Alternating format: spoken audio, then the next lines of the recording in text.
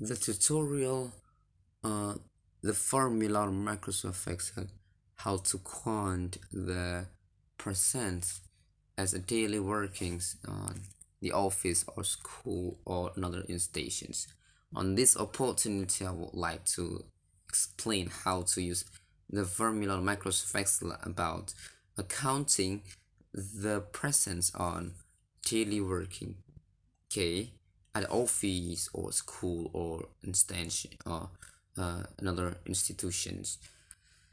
So uh, here we have a data about front date and last date, work days and public holiday, and it's about national public holiday and etc.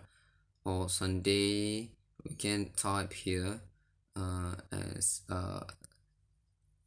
an example here. So the formula on Microsoft Excel will be like this: equal to sign net work days, open the bracket, start date on the front date as the starting date, and comma last date, and the public holidays, okay, as a public or national holidays.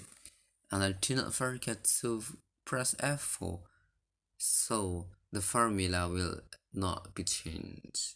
If you move to another cells and then close the brackets and press enter, the workday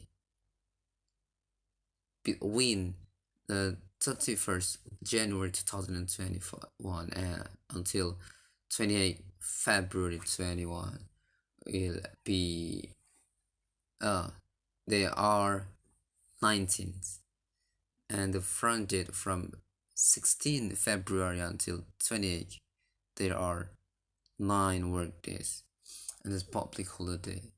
Okay, so if you need to make a holiday, the island holiday, so if we want to count the working days, so just click like this, network days, and open the bracket, start date and comma last date and comma block A6 until A7 as a public holidays, and then oh sorry, I think that's a mistake because it appears a value here.